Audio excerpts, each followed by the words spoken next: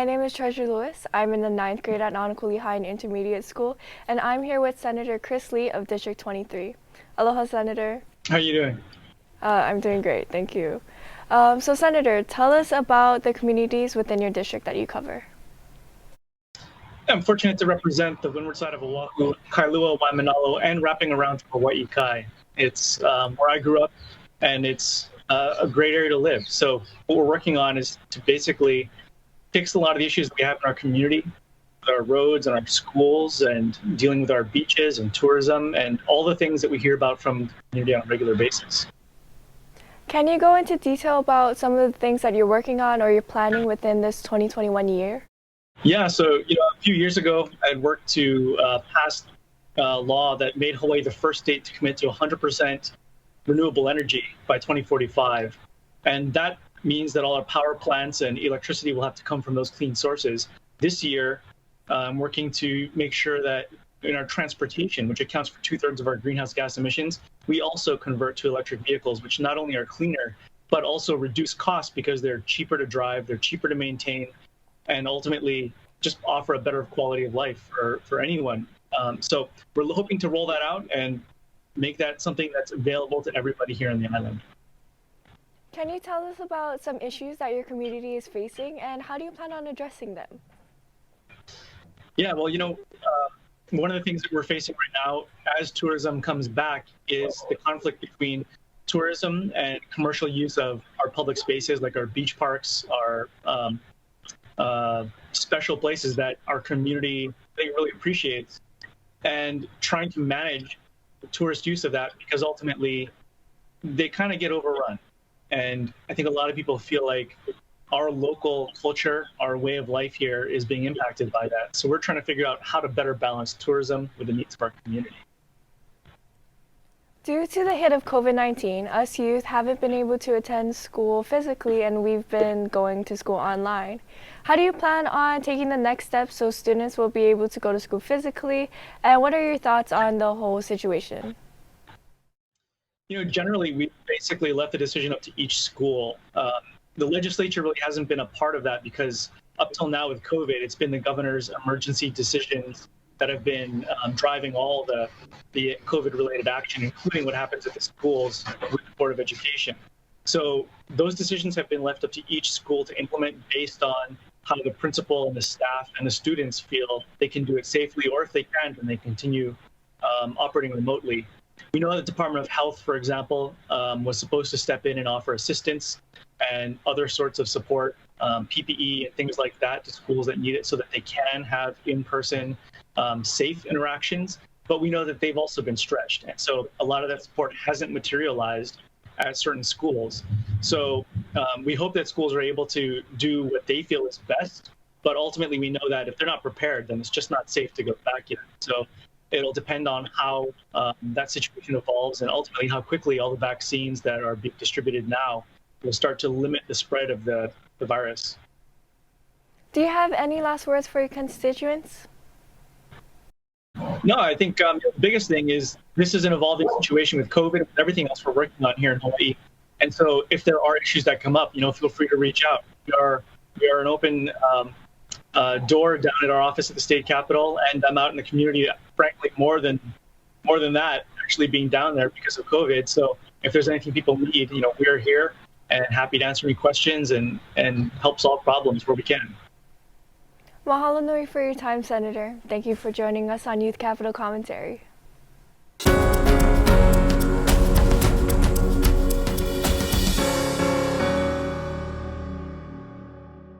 My name is Jaylee Kanoi. I'm a ninth grader at Moanalua High and Intermediate School. And today I'm here with Representative Sunny Ganadin from District 30. Aloha, Representative. Hi, Jaylee. Could you, just to start us off, could you tell us a little bit about the communities in your district? For sure. I represent District 30, which includes Lower Kalihi, Sand Island, the Honolulu International Airport, and Halawa Estates. I represent the lower part of Kalihi, so School Street on down, Kuhio Park Terrace, a lot of the first and second generation, primarily Filipino community that works very hard in urban Honolulu. Great. Could you share with us today, what are you currently planning for today's 2021 legislative year? There's quite a few things. I'm so lucky to be a freshman legislator, so this is my first year. You're a freshman. I'm a freshman. So we're both learning a lot. I guess like classes, I've been assigned to 4 different committees where we hear a variety of different bills that come before the state legislature. I'm on the Water and Land Committee. I am on the Education Committee, which includes K through 12 education, as well as the education that happened prior to that, like kindergarten, Head Start, that kind of thing, as well as the Higher Education and Technology Committee. And I'm the Vice Chair of Corrections, Military, and Veterans Affairs. As the Vice Chair of that committee, I am discussing issues that have to do with folks who are incarcerated, things that have to do with victims of crime, those kinds of things. I am interested in a lot of things. As a freshman legislator, I get the sense that my community has been asking for fresh faces and new ideas, and so we're going to give them some new ideas. We'd really like to work on sidewalks throughout Lower Kalihi prior to the rail being completed. Schools need capital improvement projects, all kinds of things. So I'm sure other representatives would come on to talk about education, the kinds of things that you, I'm sure, are concerned about. Also, changing criminal justice. So especially young people have gotten really interested in racial justice and social justice in the last few years. There was a lot of marches over last summer, and Hawaii really needs to pay attention to that, especially regarding the disproportionate impact that the criminal justice system has had on people of color and on Native Hawaiians. So as we move into the 21st century, I'm really trying to think out best practices, so ways to fix criminal justice in a way that saves the state money, supports victims, supports community health, and decreases racial inequality. So yeah, those are some of my priorities. And then I can go further into bills if you'd like. You did say that you were a freshman or your first year in this. What are some issues in your community that you face, and how are you planning on addressing it? Well, as I mentioned, the community includes the Oahu Community Correctional Center. So a lot of issues about that, during coronavirus, when people were getting sick in the community, a lot of prisoners got sick because they couldn't go anywhere, So that was a real big issue. Let's see, regarding the sidewalks, as I mentioned, a lot of kids walk to school, so probably a lot like Nanakuli where you are. Kids kind of walk in, they don't get dropped off as much. So we need to be concerned about making sure that those walks are safe. So around Fern Elementary, there's a street called Camp 4. So I'm really concerned about building a sidewalk there in the next few years, working with the county to make sure that happens. Also, a lot of the folks that work in the neighborhood, they work in the hotel industry, and a lot of them were laid off through no fault of their own. So as the economy redevelops and reopens, we need to make sure that hotels and employers are doing so in a way that's really safe and effective and using best practices. Do you have any last words for your constituents? Oh, we're at last word already? Yes.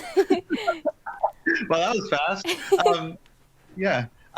Mahalo and thank you, and my deepest appreciation for the honor to serve you. Prior to this, I've been a lawyer. I was working with kids, and I was teaching. But this is really the joy of a lifetime to be in a big square building, serving the community. Mahalo, Representative Ganaden, and thank you for your time.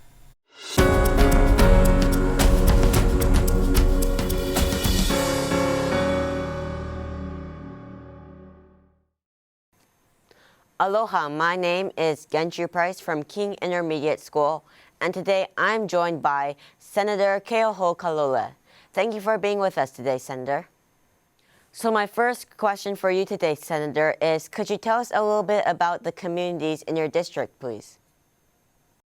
Sure. I represent Senate District 24, which starts on the north end in Ahuimanu, near the Valley of the Temples, and runs all the way along the Ko'olau Range down to Kailua near Ka'elepulu and Castle Hospital area.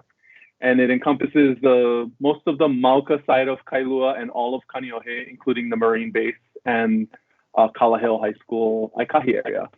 So I think the community that I represent is pretty similar, but obviously Kailua and Kaneohe and even Kahaluu are their own distinct communities. They're all on the Ko'olau side, family-oriented, a lot of old families who've been there a long time and community connections that go back a number of generations. And I just think it's a nice place to live. And then you are from this area that you are the Senate of, correct? Yes, my family is from Kaneohe. I lived in Kailua when I was a little kid. And, our roots in Kaneohe go back to the ancient times. I understand that you're the Senate Floor Majority Leader. Can you tell us a little bit of what you do in that role? Yeah, thank you. I am the Senate Majority Floor Leader. So I am responsible for guiding action on the floor of the Hawaii State Senate. And basically what that means is any official action from the legislature, any official votes that are taken are done on the floor of the Senate. So I am responsible for guiding action on the floor related to those really important votes. It's a big responsibility. I'm really honored to have been selected by my colleagues in the Senate. There are 25 members of the Senate, and we all agree after every election who are going to serve in the different roles as committee chairs or as the Senate president or as the floor leader. And so I'm really grateful and humbled to serve in that role. And then you're also the Senate representative for Governor Ige's Hawaii 2.0 project. Can you tell us a little bit about the project itself and what role you play in creating it? Well, the Hawaii 2.0 project is an effort put together by the governor to try and retool our economy now that it's been disrupted so much because of the pandemic. And I think if you talk to the majority of people in Hawaii, they all agree that we probably need more economic drivers in our community besides only tourism and the military. And so Hawaii 2.0 is an effort to bring together different parts of our community, the business community, nonprofit community organizations, folks from different islands across the state, and legislative leaders to see what can be done quickly to try and foster more economic activity, now that things have been so heavily disrupted because of COVID-19. And then on the topic of COVID-19 itself, you're a part of the Special State COVID-19 Committee, and you're also a part of the Health Committee. How do those two go hand in hand, and how do you use ideas that might be created off of one committee and be able to input it into the other? Sure. The Senate Special Committee on COVID-19 was a special committee put together about a year ago, when the pandemic first broke out. And the reason was when the pandemic initially hit, the governor declared a state of emergency. And during the state of emergency, the governor has special and extraordinary powers to do almost, just about anything he feels necessary to protect public health and safety. And so normally laws that are created and government expenditures that are authorized by the legislature, the governor is able in an emergency to step in front of the legislature and just take action. So we formed a special committee to make sure that there was oversight over his actions, and that the public was aware of what was going on and why. So many of the major actions that took place last year, like the mandatory quarantine for incoming travelers, the shutdown of the schools, and testing, contact tracing, we were involved in all of those different efforts to make sure that the public understood what was going on and that there was an appropriate amount of dialogue between the community and the governor, who had this awesome responsibility, a lot of power to do what was necessary, but no real checks because it was an emergency. So since then, I've been named the chair of the health committee. And so now it is our job, sort of after the fact, to make sure that the changes that were made during the pandemic are properly vetted by the legislature, because we're accountable to all of the voters. And to also make sure that anything we do related to the pandemic going forward is done in the right way, and that there are appropriate resources dedicated to those efforts, like the vaccine and still testing and reopening the schools. And is there anything else you'd like to say to your community before we leave? I appreciate you for having me on. Hang on. I know that folks have really been waiting and hoping for this pandemic situation to be over soon. I think Hawaii is in a really good place. We've done a lot of the right things, and we're almost there. Well, thank you so much for your time today, Senator. My name is Genji Price from King Intermediate School, and you're watching Youth Capital Commentary.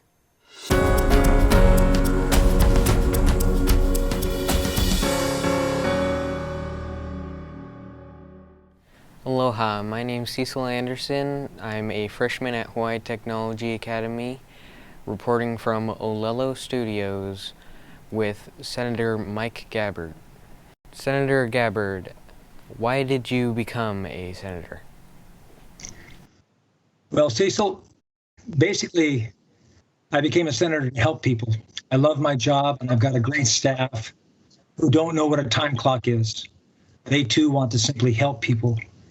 Actually, I got interested in becoming an elected official back in 2000 when my wife, Karl, she got elected to the Board of Education. And we're both former educators. I was a high school English teacher in American Samoa, a guidance counselor. I was a dean at the community college. And then we moved to Hawaii. And I was a tennis pro. I was a headmaster of a K-12 private school, and also owner of a vegetarian restaurant. So I had several careers before I became a senator. But back in the late 90s, I remember Carol and I would watch the evening news and read the newspapers about all the problems happening in the schools and local communities. There were so many issues, from potholes to small business matters to protecting the environment. But instead of just complaining about the problems and, throwing things at the TV when the evening news came on, we decided to get involved and try to improve the quality of life here in Hawaii. So 2 years after Carol got elected to the BOE, in 2002, I got elected to the City Council, where I served for 2 years representing District 1, which is from Ewa to Makaha. And I remember when I started campaigning, my first thought was, what are the concerns and issues that the people in District 1 care about? I had a vague sense of what the issues were from watching the news, but I decided to find out firsthand. So I started knocking on people's doors in Ewa. And about 5 months later, I ended up at the last house in Makaha. I knocked on doors 7 days a week from about 10 a.m. to 6 p.m. And at the end, I went to over 40,000 homes. I got 4 major dog bites, and sometimes people would yell at me to go away. But it actually turned out to be one of the best experiences that I've ever had in my life. Why? Because I got to hear firsthand from people sitting in their living rooms or on their lanais what their needs and concerns were. I took lots of notes, and the only promise I made to them was that if I got elected, I'd do my best to help them. To me, being a state senator isn't about the power or the prestige. It's really about literally being a public servant, helping the 56,000 people in my Senate district and others across the state with whatever issues or concerns they have. And looking back after living a very selfish life as a teenager, only thinking about my own happiness, partying, surfing, and music. I actually almost died in a surfing accident during Hurricane Betsy in the Florida Panhandle in 1965. I was in the emergency room, and right before surgery, I made a promise to Keohua that if he allowed me to live, I would somehow dedicate my life to serving him and helping others.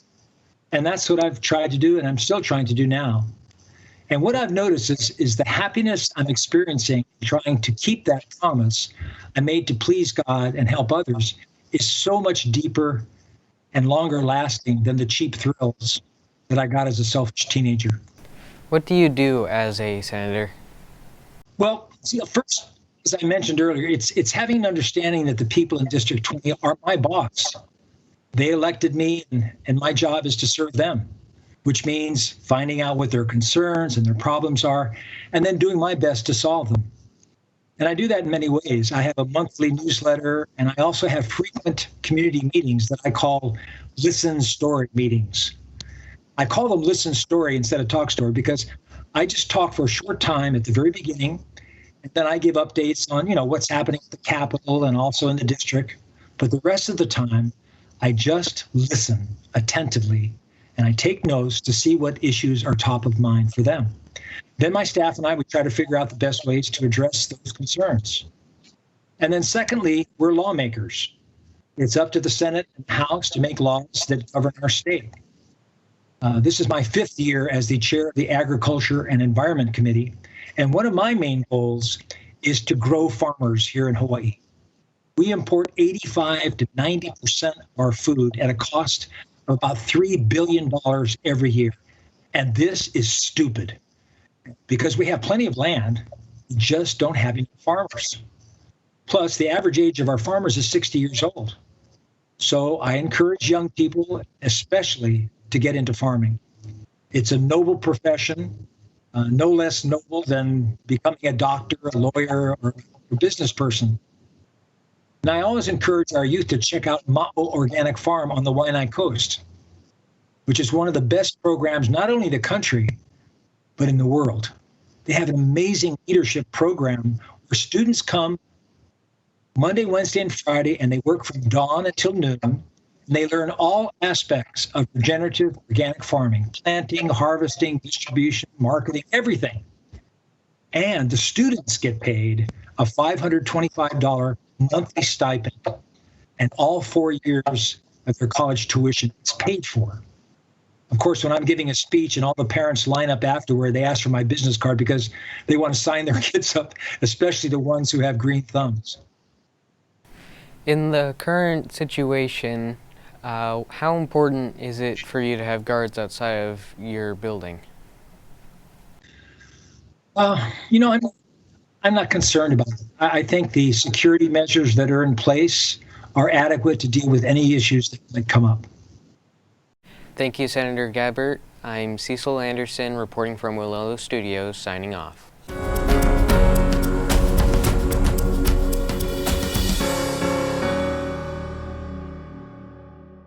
Aloha, my name is Mason Tutuvanu, and I currently attend Moanalua High School, which I am a senior in, and I'm here with Representative Scott Matayoshi that represents District 49. Thank you so much for your time. So, can you tell us more about the district you represent as a whole? Yeah, so I represent District 49, which is a big chunk of Kaneohe, and then it goes all the way into Kailua. So I represent the Mauka portion of Kaneohe, stretching from right around Windward Mall, where we got our hot dog on a stick, all the way past my church at First Presbyterian in Ko'olau, across the Pali, and then into the neighborhoods of Maunawili and Olomana. So if you imagine right about where Castle Hospital is.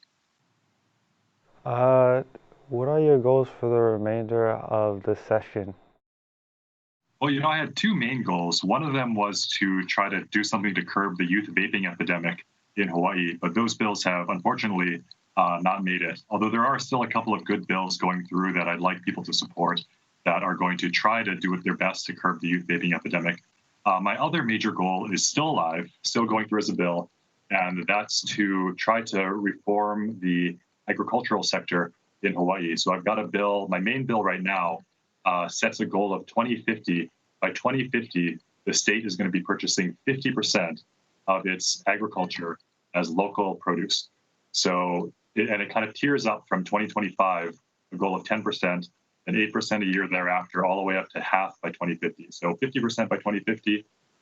We've been talking so much about agriculture and diversifying our economy. The state really needs to start putting its money where its mouth is and buying local produce. So that's what this bill does. How will you accomplish all the goals you have? Well, focusing on agriculture, I'm going to try my best kind of behind the scenes too to push my bills through. I know the Finance Committee is hearing on my bill very shortly. So if I can get it through the Finance Committee and get the whole House to vote on it, then we pass it back over to the Senate side.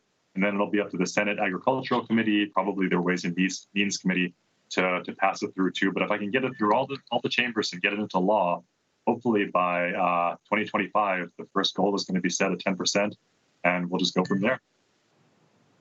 Stepping away from agriculture, what is your thoughts on online schooling? And you have a rough estimate of when we're going to go back to regular schooling?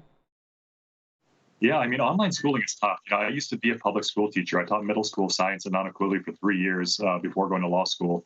And man, it's hard enough in the classroom to control it when you're right there, physically there. So I can't even imagine what these teachers are going through. I've heard Brian Schatz today said that he's hoping for in-class instruction to go back into session a month from now, which I think is very ambitious. But I think that as the vaccines roll out, we're going to have a better and better chance at getting all the kids back into the classroom and back in front of the teachers, where the teachers can really influence them and set them on the right track. What is your personal thoughts on the vaccine itself?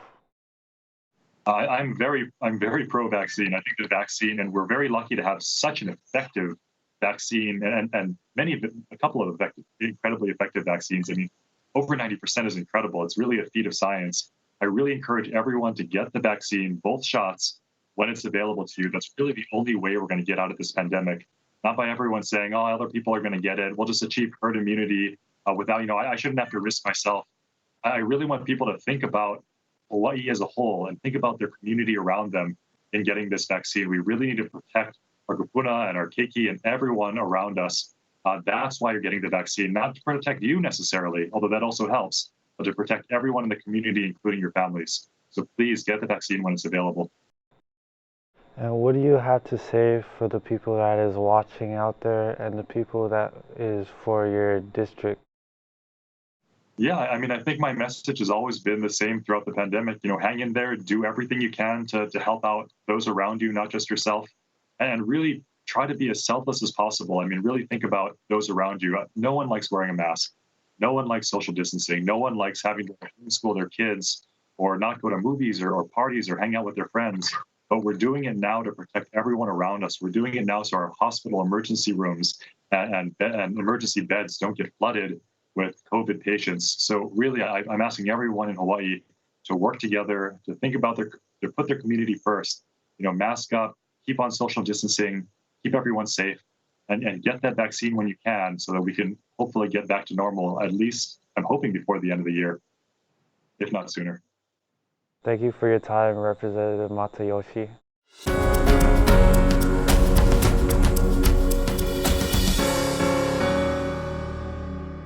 Aloha, my name is Jaylee Kanoi. I'm a 9th grader at Nanakuli High Intermediate School.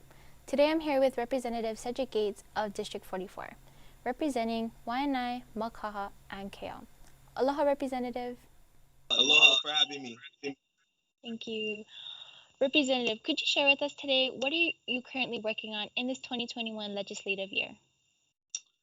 There's a lot of priorities that we have in 2021. I think the number one priority for myself as well as the legislature is getting our economy back going and ensuring that our residents can get back to work, allowing our students to return back to school, and still addressing the social issues that we are seeing throughout our community in regards to those experiencing homelessness, mental illness issues that residents are experiencing during this COVID pandemic, and I'm trying to really bring back a lot of the indigenous culture practices that have been done for hundreds of years, trying to put that back in the forefront of how to be more sustainable as a state and as Hawaii. You've explained some issues on my next question, but could you go more into detail? What are some issues in your community that you faced, and how are you planning on addressing them? Yeah. So I think there's a few priorities, but one of the biggest priority for the West Side right now is improving our transportation infrastructure. We know that we could end up sitting in traffic for either an hour or maybe 3, depending on traffic, depending on if there's construction or an accident. And we really need to address the inevitable that may impact Farrington Highway, which is natural disasters, or for example, if a light pole falls on the road. All of these things we need to be prepared for, and that's something that I'm continuing to report. Some of the solutions for that is to open up our emergency access route and turn that into a secondary access route for residents on a daily basis. We are working with DOT to also create a 5th lane going from Nanakuli Avenue to Hakimo Road, which could serve as a contraflow in the mornings and afternoons. We also have pedestrian safety improvements that we're continuing to work towards implementing. And I think that we really need to synchronize our traffic signals and make sure that the traffic flows smoothly, especially to the Nanakuli corridor. And I think we're working on that by making sure we secure the funding and also pass legislation to support these initiatives. COVID-19 has hit us youth in an impactful way of us dealing with online school. I know you sit on the educational board. How are you planning on getting us youth back to school in person, and what are your thoughts on it? Yeah, I think there's models across the nation that we can look at to implement here in Hawaii. I think the number one priority, as we all have expressed, is safety, making sure that our students and our teachers and faculty return back safely with all of the precautions being taken to ensure that we do not have super spreader events in our educational system. I also think that there is a need to ease some restrictions. I know that the class of 2020 did not celebrate their graduations and their achievements in the normal way pre-COVID, and we want to make sure that that doesn't continue and that we have a solution to address the safety concerns. And one of the things that we are looking at the legislature to do is to ensure that the funding is there so that we can have all of the PPE as well as all of the training that needs to take place to ensure a safe return to school. But I definitely support us looking at how to also continue our sports in our schools, because that's a lifeline for a lot of students as well as families, and also after school programs. Those are a real pillar in the community, and that's something that needs to be supported and needs to come back sooner than later. Do you have any last words for your constituents? Please provide feedback to my office. We are always looking for feedback to help us make better decisions on behalf of the residents of the Waianae Coast. It's really an honor to serve in this position and to be able to affect change in a positive way through legislation and funding, as well as being involved in community affairs, whether it's cleanups or food distributions, or speaking to upcoming leaders like yourself. So I'm definitely excited to continue to serve and to work towards our goals of improving our community for the better. Mahalo, Representative Gates, and thank you for your time. Thank you for joining us on Youth Capital Commentary.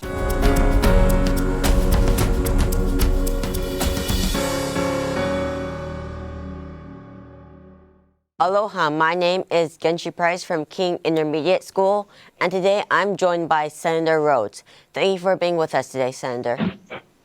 Thanks for having me.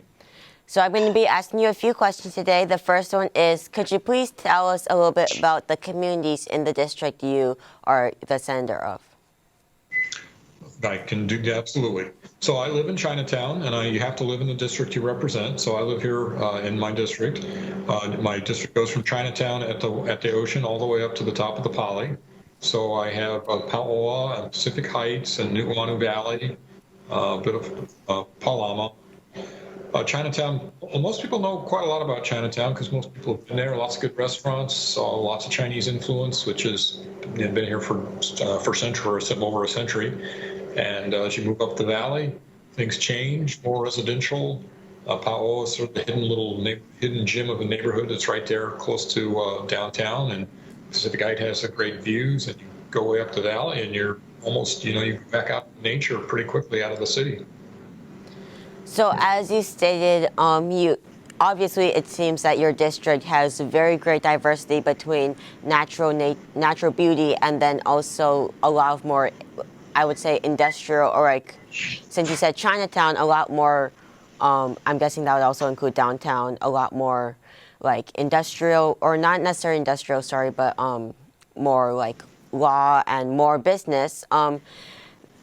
With the measures you introduce, how do you make sure that it will help all of your different districts, with it being that they have very much different needs given their different surroundings? Well, that's a very good question. Sometimes it's hard to enact laws that affect the whole district equally, and sometimes you don't want them to affect the whole district equally. So, for example, one of the laws that I've been working on is called assisted community treatment that helps people with mental illness. Well, there's some mentally ill people on the streets throughout the district, but they're concentrated in Chinatown, so it's really a Chinatown bill. Other bills, that have to do with gun prevention, gun violence prevention legislation, tax policy, and they pretty much apply all the way across the district, but it's definitely something I think about when I'm putting together bills. And then you were also a representative from 2006 to 2016. What district did you represent, and how did that prepare you in becoming a senator? Well, it would help in terms of preparing me to become a senator. It's really the same job. You have a smaller district, of course, in terms of the number of people, but there are some differences between the House and the Senate. But it's all about policy, and the policies are pretty much the same.